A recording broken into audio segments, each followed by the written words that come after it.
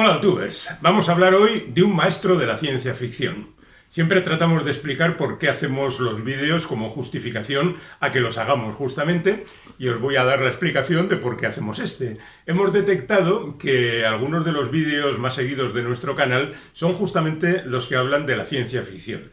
Tenemos 3 vídeos donde hacemos un repaso general al medio, y estos 3 vídeos en concreto son los que han despertado tanta expectación y tanto seguimiento por parte de los aficionados al canal. Además de todo eso, tenemos 3 vídeos que hablan de maestros de la ciencia ficción, pero no bajo ese epígrafe, porque en realidad se grabaron en 2020, cuando se cumplían 100 años del nacimiento de algunos de los más grandes creadores de la ciencia ficción, como son Ray Bradbury, que es verdad que dedicó su trabajo fundamentalmente al terror y la fantasía, pero que escribió, por ejemplo, Crónicas Marcianas o Fahrenheit 451, que son 2 obras canónicas de la ciencia ficción. Isaac Asimov, seguramente el autor más conocido dentro del género, que además de ser científico ha publicado libros de la más variada condición, libros de historia, libros de novelas policíacas, por supuesto relatos de ciencia ficción. Ahí está también el vídeo. Y luego Frank Herbert, que está de moda de nuevo gracias a la nueva versión hecha por Denis Villeneuve de Dune.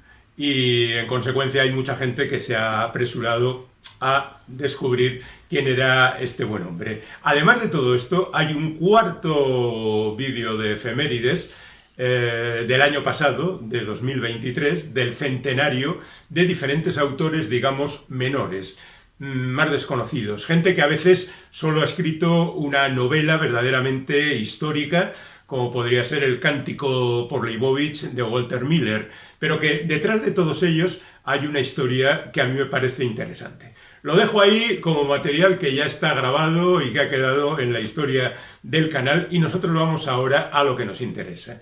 Hemos decidido, y si nos hemos equivocado nos lo decís en los comentarios, dedicar una serie de vídeos a los grandes maestros de la ciencia ficción. Bradbury y Asimov lo son, pero ya tienen su vídeo en el capítulo de centenarios, y nosotros hoy, por ejemplo, vamos a hablar de Arthur C. Clarke. De siempre se ha dicho que el gran triunvirato de la ciencia ficción serían Asimov, Robert Anson Heinlein y Arthur C. Clarke. De la misma manera que se dice que el gran triunvirato de la novela negra son Dashiell Hammett, Raymond Chandler y Ross MacDonald. Todo esto está pasado, porque son historias antiguas, pero no podemos ignorar la importancia que tiene o ha tenido Arthur C. Clarke en el desarrollo de la ciencia ficción. Veréis, este hombre nació en 1917 en Inglaterra y era el típico niño acosado por sus compañeros en el colegio, introvertido, siempre estudiando, siempre investigando. Se hizo rápidamente a los 4 años con un telescopio para observar las estrellas, y era el típico niño pelmazo que estaba todo el día estudiando. Así que, por supuesto, consiguió una capacidad intelectual verdaderamente asombrosa, y la verdad es que dirigió sus esfuerzos hacia la ciencia y consiguió títulos en matemáticas y en física, por ejemplo. Pero a él también le impulsaba la creación, en este caso literaria. Le pilló la Segunda Guerra Mundial, por supuesto, estuvo trabajando en radares, él hizo sus aportaciones también al medio, y justamente terminado la Guerra Mundial, en 1945, publicó un primer artículo en torno a la órbita geosincrónica, y eso de repente llamó la atención de los interesados y de los aficionados, y empezó a cobrar fama y siguió escribiendo artículos, y al mismo tiempo empezó también a escribir ciencia ficción para las muchísimas revistas, fundamentalmente estadounidenses, que por aquel entonces trabajaban este género. Por ejemplo, su primer relato, Patrulla de Rescate, se publicó en Astounding Science Fiction en 1946, como decimos. Y llamó la atención porque Arthur C. Clarke es un tipo que basa todas sus historias en un conocimiento profundo de la ciencia. todo lo que él cuenta está siempre basado en los conocimientos científicos que él posee y, por supuesto, corresponden a la época en que están escritos. No pretenderéis que un cuento escrito en 1946 tenga la misma aportación científica que podría tener uno escrito hoy mismo, porque la ciencia era diferente entonces. Al margen de eso, digamos que rápidamente se pone a la tarea de escribir historias más largas. Yo diría que a Clarke es mejor leerle los cuentos, porque como la ciencia ficción es un género de ideas, el cuento hace explotar esa idea, tiene una historia más o menos interesante, más o menos atractiva, y luego desaparece, mientras que a veces las novelas se convierten en algo demasiado premioso. De hecho, sus siguientes publicaciones, después de Patrulla de Rescate, serán A la caída de la noche y El león de Comarre, que están juntas en un volumen, publicadas en castellano, y que son novelas cortas, donde, bueno, pues él va poco a poco investigando sobre qué es lo que puede hacer. Poco más tarde, en 1951, publica un libro titulado Expedición a la Tierra. Hay también un montón de libros de relatos de Arthur C. Clarke publicados en castellano. Yo diría que toda la obra de Clarke está publicada en castellano. Pero en esta Expedición a la Tierra aparece un cuento que va a significar el gran triunfo de Arthur C. Clarke. Ese cuento es El Centinela. En ese cuento se narra cómo el ser humano descubre algo raro, ha llegado a la Luna, descubre algo raro en un cráter de la Luna, van allí, encuentran algo determinado y cuando llegan, ese algo lanza una señal al espacio. Esta es la historia que aparece en la película 2001, Una odisea del espacio. Muchos años después, el cuento es del 51, la película del 68, Stanley Kubrick rodará esta película basándose en ese cuento. Es, digamos, la parte central de la película. La película 2001, La odisea del espacio, que espero que hayáis visto todos, empieza con una historia en el amanecer del hombre, con unos monos que encuentran un monolito. Después de tocarlo parece que adquieren inteligencia. Lo siguiente es el viaje de un humano a ese cráter Clavius de la Luna, donde se ha descubierto un monolito que cuando llegan allí manda una señal. Y luego está la tercera parte de la película, en la que la nave Discovery va siguiendo el rastro de esa señal, y que no contaré más para, si alguno no ha visto la película, que no entienda que esto es una cuna de spoilers. Entonces, en ese momento no pasa nada, es un cuento más, ¿no? Pero 10 años más tarde será leído por Stanley Kubrick y convertido en esa obra maestra. Mientras tanto, el bueno de Arthur C. Clarke sigue trabajando en sus cosas y sigue haciendo cuentos y novelas interesantes, algunas de las cuales van a tener una gran influencia en la ciencia ficción de la época.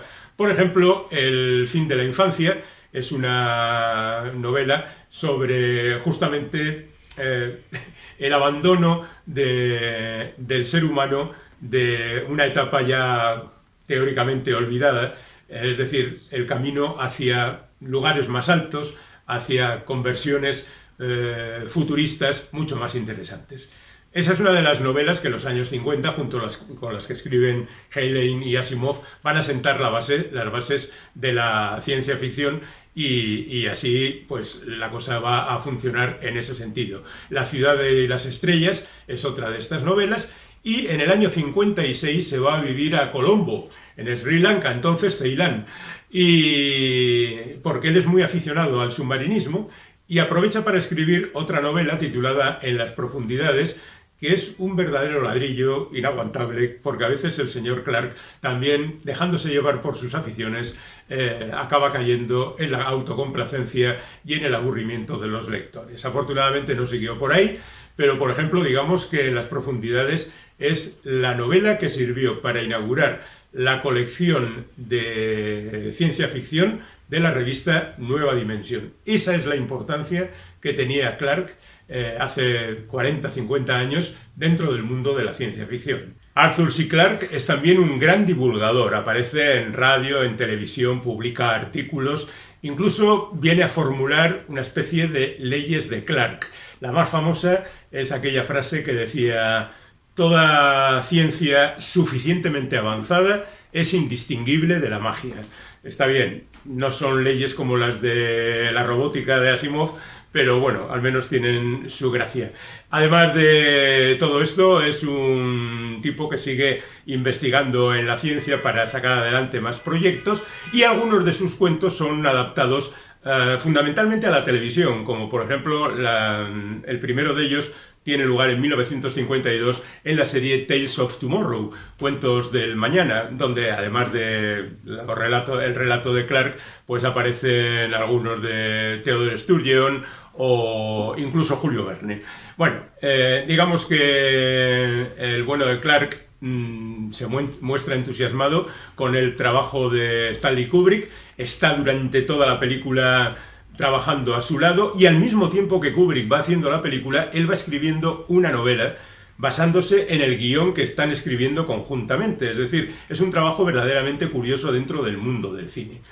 Kubrick se enfadó un poco con Clarke porque consideró que daba demasiadas explicaciones en la novela, cuando a él lo que le interesaba era dejar el enigma de lo que él quería contar. Sobre todo esa última parte de la novela, donde la cosa queda de manera ambigua y no queda muy claro qué es lo que quiere contar. Pero bueno, que más que menos tiene una idea sobre ese tránsito del astronauta desde la nave Discovery hasta los salones un tanto extravagantes que aparecen al final, y ese niño, ese feto que se va acercando a la Tierra de nuevo, y la presencia de extraterrestres. No diré más de este tipo de cosas. Pero a Clarke le gustó tanto la idea que siguió trabajando en 2001. De hecho, escribió hasta 3 secuelas, una de las cuales se rodó más tarde por Peter Hyams con el título de Odisea 2. Y es una película que está bien, pero claro, está muy lejos de lo que era 2001. 2001 es sobre todo una película filosófica, una película de ideas, una película de emociones, mientras que Odisea 2 ya es una película más convencional, de ciencia ficción, de seguir ahí aventuras en el espacio. Hay un Odisea 3 y un Odisea final que viene a cerrar este capítulo, que es algo que hará también con otra de sus obras fundamentales que escribe en el año 73. Esa obra es Cita con Rama, y viene a inaugurar un apartado de la ciencia ficción que es el del artefacto espacial. Es decir, cerca de la Tierra aparece un artefacto, no se sabe qué diablos es, los terrestres van allí y tratan de descubrir de dónde viene, quién lo ha mandado, quiénes son sus tripulantes si es que los tiene. Esto ha dado después mucho juego a un montón de escritores, como por ejemplo a Greg Bear con Eon, o a Gregory Benford con Artefacto, y hay otras novelas que abordan justamente esta historia. Pero la más famosa y la primera es Cita con Rama. Cita con Rama es un artefacto que viene hacia la Tierra, y entonces los terrestres mandan allí a un equipo para descubrir qué es lo que contiene.